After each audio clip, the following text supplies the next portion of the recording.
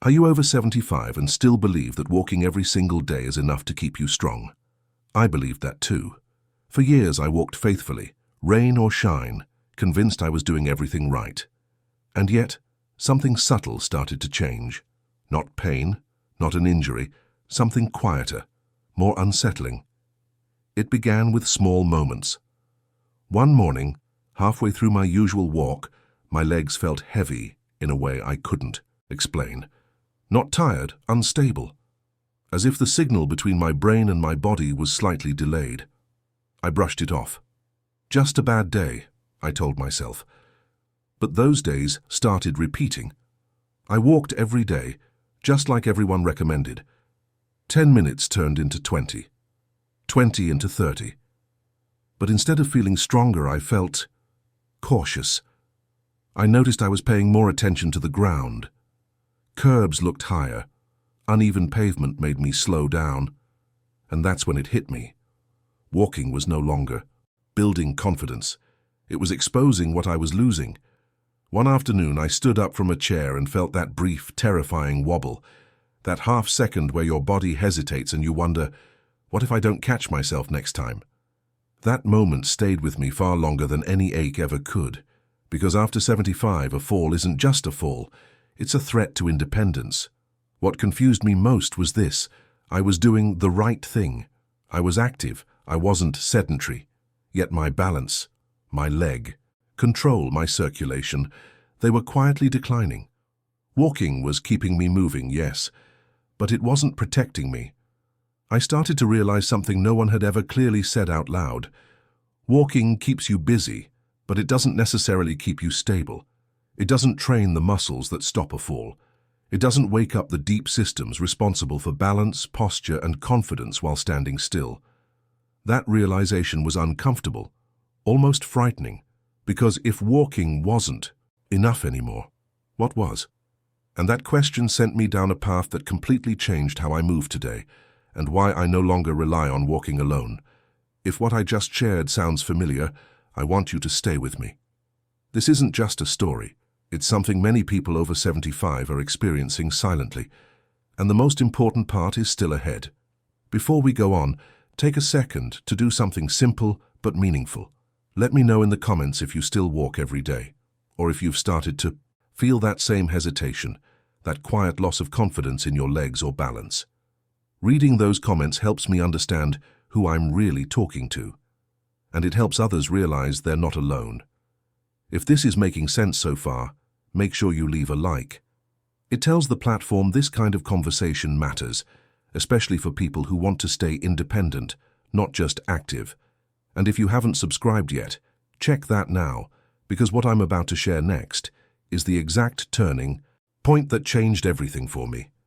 Now let me take you to the moment that truly scared me, the first clear physical sign that walking alone was no longer enough. For a long time, I thought the problem was me. I assumed I wasn't walking far enough, fast enough, or consistently enough. That's the mistake almost everyone over 75 makes. When walking stops delivering results, we don't question the method, we blame ourselves. So I pushed harder, longer walks, more determination. But something strange happened. The more I relied only on walking, the more my body adapted in the wrong direction. My legs knew how to move forward in a straight line, but they stopped responding well to anything unexpected. Turning quickly, stopping suddenly, standing still without shifting weight. Those situations started to feel risky. Walking is repetitive, predictable, and after 75, predictability becomes a problem. Your nervous system needs challenge, not just motion. Walking doesn't ask your body to stabilize, correct, or react. It lets momentum do most of the work. That's fine at 55. It's not enough at 75. I noticed my posture changing without realizing it. Slightly forward, slightly guarded. My steps became shorter, not because I was tired, but because my body was protecting itself. That's when I understood something critical. Walking was no longer training my body to be confident. It was training it to be careful. There's a silent gap that walking never fills. It doesn't strengthen the small stabilizing muscles that keep you upright when something goes wrong. It doesn't challenge balance in a controlled way. It doesn't improve circulation when you're standing still or getting up from a chair, and those are exactly the moments when falls happen. Most people over 75 walk and assume they're safe because they're active, but activity and stability are not the same thing. Walking maintains movement. It does not maintain control. That realization was uncomfortable because it meant the habit I trusted the most was no longer protecting my independence. It was maintaining a routine, not a future. And once I saw that clearly, I couldn't ignore the signs anymore. The next moment made that impossible. The moment that truly scared me didn't happen on a walk. That's what made it impossible to ignore. It happened in my own home, in a place where I should have felt safest. I stood up from a low chair after breakfast, something I've done thousands of times in my life, and for a brief second, my body didn't respond the way I expected. It wasn't dizziness, it wasn't pain, it was a delay. My legs felt like they were waiting for instructions that arrived just a little too late. I grabbed the table instinctively, laughed it off out loud, but inside something tightened, because I knew what that moment meant. If I hadn't been near that table, the outcome could have been very different. After that, I started paying attention. Not obsessively, but honestly. I noticed how often I shifted my weight before taking the first step, how I hesitated before turning quickly, how standing still felt harder than walking forward. That was confusing. I walked every day. Shouldn't standing feel easier, not harder? That's when I realized something unsettling. Walking had trained me to move in one direction, at one speed under predictable conditions. Real life doesn't work like that. Real life asks you to stop suddenly, pivot, reach, balance, and recover, often without warning.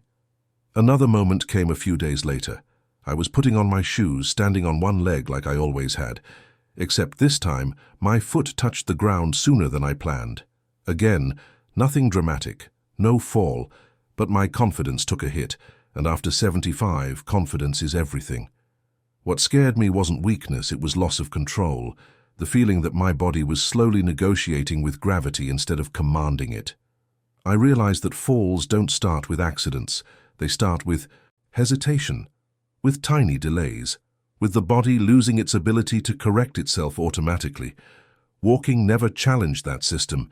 It never asked my balance to wake up. It never forced my legs to stabilize instead of just move. And that meant I was practicing the wrong skill for the stage of life I was in. That's when I knew I needed something different. Not harder, not more intense, just smarter. Something that trained what walking had been quietly neglecting all along. And that search led me to a discovery I didn't expect at all. I didn't discover this exercise in a gym, and I didn't find it in some extreme fitness program. In fact, I almost dismissed it at first because it looked too simple to matter. That was my mistake. Because simplicity, after 75, is often exactly what works. What caught my attention wasn't how it looked, but how it made my body respond. The first time I tried it, I felt something walking had never given me: awareness. Not effort. Awareness. My feet pressed into the floor differently. My legs had to stabilize instead of glide. My body had to listen and respond instead of just repeat. This exercise forced my muscles to wake up in places I hadn't felt in years. Small muscles around my ankles, deep muscles in my hips, the kind that don't burn but quietly keep you upright. Walking had let them fall asleep. This brought them back into the conversation.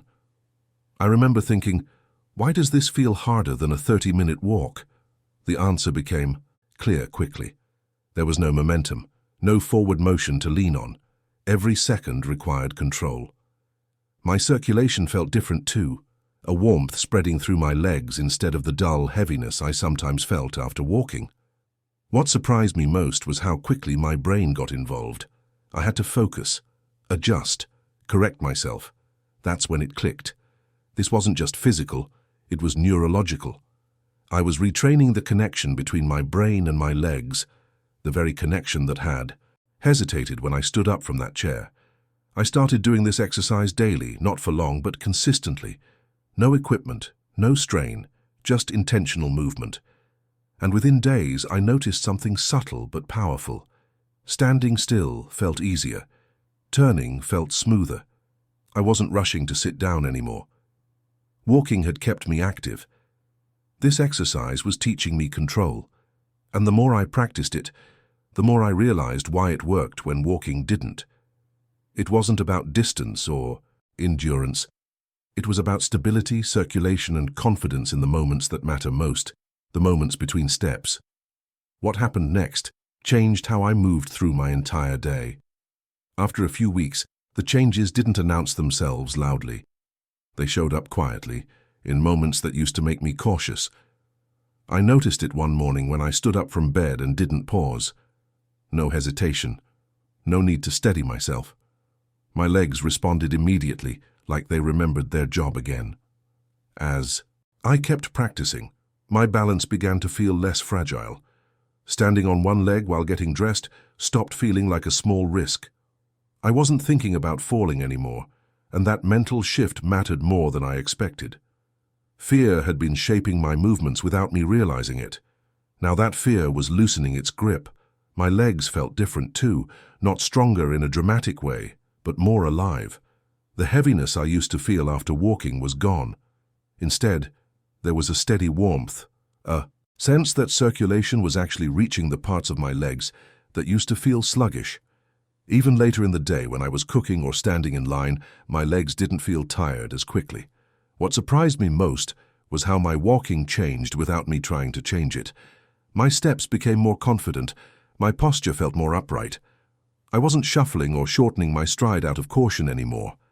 The exercise wasn't replacing walking, it was upgrading it. I started trusting my body again, in small ways, turning quickly to answer the phone, stepping sideways without thinking, standing still without constantly shifting my weight. These are things no one talks about, but they define independence after 75. And there was something else.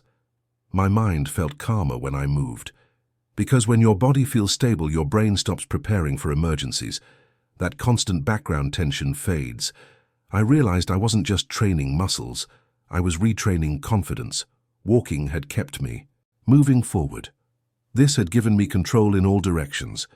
That's when I understood why this mattered so much for the future, not just for how I felt now, but for how long I could continue living on my own terms. The real value of this exercise became clear when I stopped thinking about fitness and started thinking about independence. After 75, independence isn't about how far you can walk. It's about how well you can control your body when something unexpected happens. Walking prepares you for forward motion. Life rarely moves only forward. You reach, you turn, you stop suddenly, you stand still, you recover your balance. Those moments decide whether you stay independent or start relying on help. And those moments were exactly what this exercise was training. I realized that most falls don't happen during long walks. They happen at home, getting up too fast, turning in a narrow space, losing balance while standing still. Walking never trained me for those situations. This did. The exercise challenged my balance in a safe, controlled way. It forced my legs to stabilize instead of cruise. It improved circulation, not through movement alone, but through controlled tension and release. The kind your body needs when you're standing, not just when you're walking. Over time, I noticed I wasn't planning my movements as carefully anymore. I wasn't scanning the room for support. I wasn't avoiding certain motions out of fear. That mental freedom is what independence really looks like after 75. What struck me most was how little time it took. I didn't need long sessions. I didn't need to exhaust myself. Consistency mattered more than effort. This wasn't about pushing harder. It was about activating the systems that quietly fail with age if you ignore them. Walking kept me active. This exercise kept me capable. And once I understood that difference, I knew I had to make a decision. Not just about exercise, but about how I wanted to age. That decision is what I want to share next. At some point, I stopped thinking of this as an exercise choice and started seeing it as a life decision. After 75, you don't get unlimited chances to correct decline. You either reinforce what still works, or you slowly give ground. I realized that relying only on walking was a passive decision. It kept me busy, but it didn't actively protect my future. This new exercise required intention. It asked me to show up, to pay attention, to stay connected to my body instead of just moving through space on autopilot. So I made a decision. I stopped asking, what's the easiest thing I can do, and started asking, what keeps me in control? Control of balance, control of posture, control of those small, critical moments that decide whether I stay independent or not. This wasn't about doing more. It was about doing what walking could never do on its own. Training stability. Waking up circulation in my legs when I wasn't moving. Teaching my brain and body to communicate clearly again. What surprised me was how empowering that decision felt. Aging no longer felt like something happening to me. It felt like something I was actively navigating. I wasn't trying to be younger. I was trying to be capable, today, tomorrow, and years from now. I still walk, but I no longer depend on walking to protect me. I depend on intention, consistency, and the right kind of movement for this stage of life. And if you've stayed with me until now, you're probably thinking about your own body, your own balance, your own future. That's exactly where this conversation needs to go next. If you stayed with me until the end, it tells me something important. It tells me you're not just looking to stay active, you want to stay independent. And that mindset matters more than any single exercise. If this story connected with you, do one simple thing right now. Subscribe to the channel.